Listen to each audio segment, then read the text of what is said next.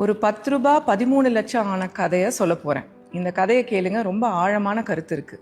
காலையில் ஒரு கடைக்காரர் கடையை திறக்கிறாரு. அப்போது ஒரு லேடி அவருக்காக வெயிட் பண்ணிட்டு இருக்காங்க. ஒரு ரூபாய் நீட்டுறாங்க. என்னம்மா வேணும்னு கேட்குறாரு. இல்லையா, நேற்றுக்கு நான் வாங்க வந்திருந்தேன், எனக்கு எக்ஸ்ட்ரா ரூபாய் கொடுத்துட்டீங்க, அதை ரிட்டர்ன் பண்ண தான் வந்தேன்னு சொல்கிறாங்க. கடைக்காரர் சிரிக்கிறாரு.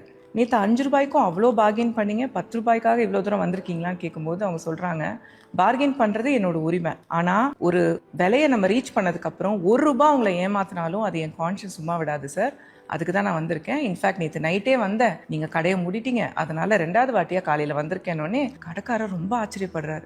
ரூபாய் தானம்மா, எதுக்காக 2வது வாட்டி இவ்வளோ தூரம் வந்தீங்கன்னு கேட்கும்போது, சார் அது உங்களுக்கு பெரிய விஷயமா இருக்காது, ஆனால் எனக்கு பீஸ் ஆஃப் மைண்ட் வேணும். என் ஹஸ்பண்ட் உயிரோட இல்லை, எனக்கு சொல்லி கொடுத்தது ஒன்று தான், யார்கிட்டயும் ரூபாய் கூட நம்ம ஏமாற்றக்கூடாது. நம்ம ஏமாத்துறோம்னு நினைக்கிறோம், ஆனால் மேலேருந்து பார்க்குற கடவுள் இதெல்லாம் பார்த்துட்டே இருக்காரு, அக்கௌண்ட் வச்சுட்டு தான் இருக்காரு. இன்னைக்கு நம்ம தப்பு பண்ணால் நாளைக்கு நம்ம குழந்தைங்களுக்கு அது பாதிக்கும் அப்படின்னு சொல்லிட்டு போயிட்டு வரேன்னு சொல்லிட்டு கிளம்பிடுறாங்க. இந்த கடைக்காரர் பார்த்துட்டே இருக்காரு. உடனே என்ன பண்ணுறாரு, கல்லாப்பட்டியிலேருந்து ஒரு 300 ருபீஸ் எடுத்துகிட்டு மார்க்கெட்டுக்கு போகிறாரு. அங்கே நேராக ஒரு கடைக்கு போயிட்டு, பிரகாஷ் இந்தாப்பா அவன் 300, நேற்று நிறைய உனக்கு நான் சார்ஜ் பண்ணிட்டேன், எனக்கு அது கான்ஷியஸ் ஏதோ குத்திட்டே இருந்துச்சு, நான் ரிட்டர்ன் பண்ண வந்தேன் அப்படின்னு கொடுத்துட்றாரு. பிரகாஷ் சிரிக்கிறாரு.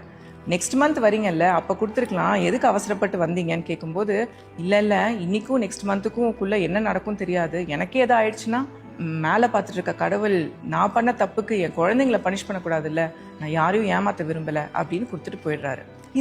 இந்த கடைக்காரர் போன உடனே பிரகாஷுக்கு ஒரே ஷாக்கு, ரொம்ப டிஸ்டர்ப்டாக உட்காந்துருக்காரு.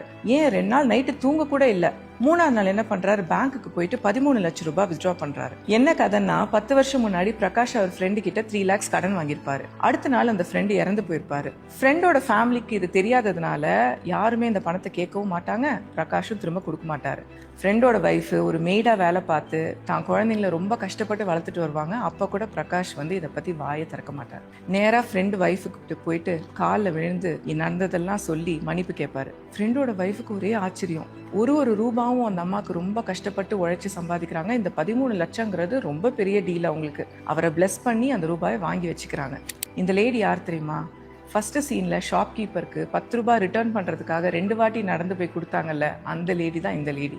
ரஜினி சார் சொல்கிற மாதிரி தான், நல்லவங்களை கடவுள் சோதிப்பார், ஆனால் எப்பயுமே கைவிட மாட்டார். இந்த உலகத்தில் ஹானஸ்டாக நடந்துக்கிட்டா அதுக்குண்டான பலன் எப்பயுமே கண்டிப்பாக கிடைக்கும்.